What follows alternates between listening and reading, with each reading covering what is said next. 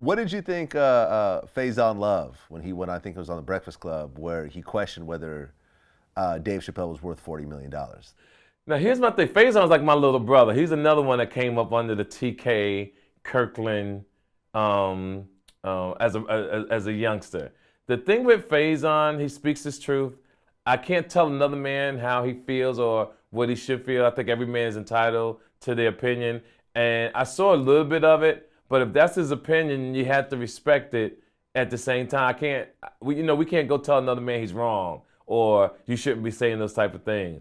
What I can commend him on is the honesty and the bluntness this motherfucker had to say it on the Breakfast Club and not care what people feel or think. I know he got that courage from the side of me because he's a great friend of mine. So I took it from when he was a baby basically to where he is now. So he was just rude and raw, and he said what he had to feel, what he felt.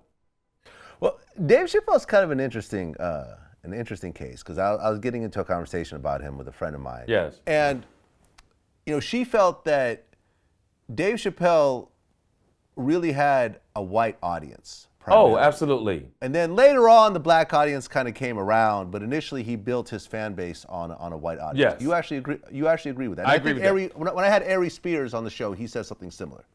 Dave has always had a white following, but I don't think black people really latched on to Dave until the Chappelle Show. Really? Even though he did Def Comedy Jam, yeah, black people was like guys like Eddie Griffin, Bill Bellamy, Steve Harvey, Cedric, and especially with the explosion of Comic View, which was kind of a little after that. Right. But those guys have always stayed in the bloodstream of the black community, so to speak.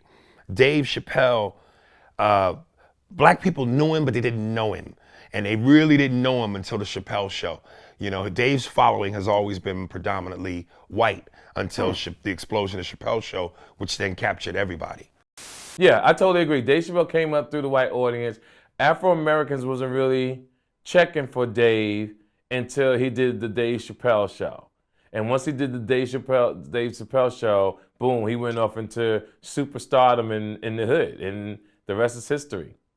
Now, I think when people still go to a show, they give him respect because the show gave him credibility.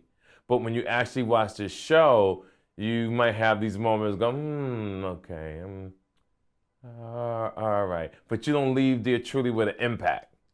Like if you watch Chris Rock, there's truly an impact. Or if you watch a TK Kirkland show, I'm either gonna hurt your feelings, make you cry, make you walk out because I'm telling so much truth that I really want you to feel it because I'm really hard on men. I really want men to get their shit together. And this is the reason why I do the approach. But I make it funny, but I come hard with them with the stuff that I say. I mean, when you watch the Chappelle Show, and and this was part of the reason why they say that Dave left the show.